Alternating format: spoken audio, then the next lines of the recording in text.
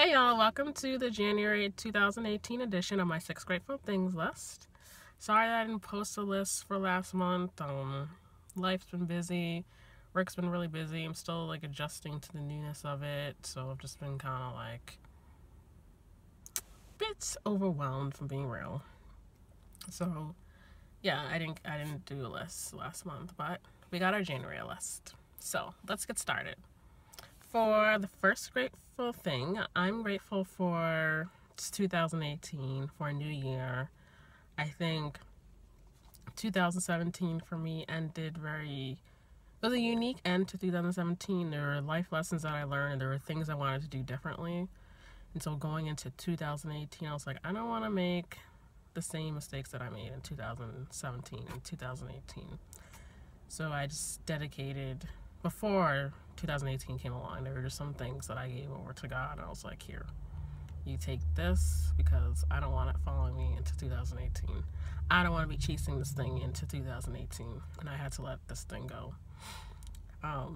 It's hard to let go of things when you're just holding on, but sometimes God is give it to me, and so that's what I had to do. For my second grateful thing, I'm grateful for being able to hang out with friends. I've had a few opportunities this month to hang out with my friends.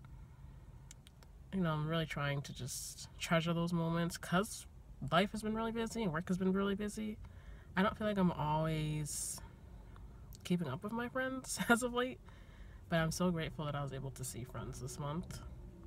One of my friends came to visit from Atlanta, so I was able to see her for a little bit, so that was awesome. For my third grateful thing, I'm always grateful for Martin Luther King Day. I don't know, ever since I was little, I've always admired him as a human being, as a person. Just very inspirational, very heroic, went through his share of challenges and obstacles. But he still had his eye on the prize. He still fought for economic and racial equality. And what I love about him is that people kind of forget how much he stood for economic equality, stood for people who are in low-paying jobs, and the sanitation workers. That's that whole piece that people forget about. The other piece is his views against the Vietnam War, and just having these kind of anti views against it. And so there was a lot with Martin Luther King. There's a lot that people did not know about him. And so, I love learning the ins and outs about him as a person and as a human being. And I love that we have this day for him, to celebrate him. I mean, he deserves it. He deserves to have that day. So, for my fourth grateful thing, I'm grateful for opportunities to spend time with family. Not only am I grateful for times to celebrate with friends, I'm grateful for times to celebrate with family.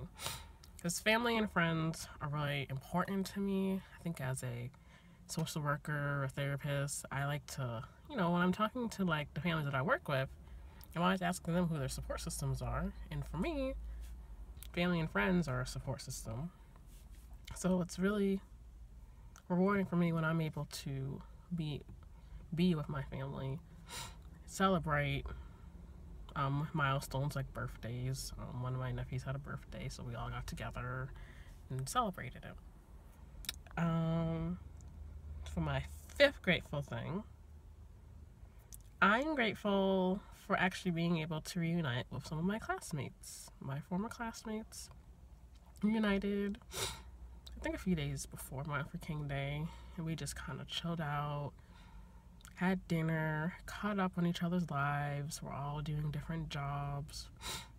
But I think it's really important to stay connected, because we were in this 3-year part-time program together. It was super stressful. It was super cray-cray. But we made it. We got our MSWs. Something that I didn't mention is I got my LCSW. So I'm a licensed certified social worker. So I'm super grateful for that as well. If I had done my December list, I would have said that in my December list. But it's just great talked to my classmates and, like, you know, we talked about the test, we talked about passing it, and a lot of us are trying to get our LICSW, which takes a few more years to get that. But we're on it. We're on that pathway, and we're all learning in this field. We're all growing. For my last grateful thing, I recently got a new car. Her name is Simone. I had to replace my car, Fiona. I just felt like, you know, Fiona was getting older, and no offense to older cars, but, you know, I drive a lot for my job, and I really wanted something that was a little bit more reliable. And I don't have to worry about being sort of broken down in the woods and, like, crying for help. So I ended up getting Simone. Yeah. So that is my list. Let me know what you guys are grateful for. And Happy New Year. I don't know what we're doing. Deuces.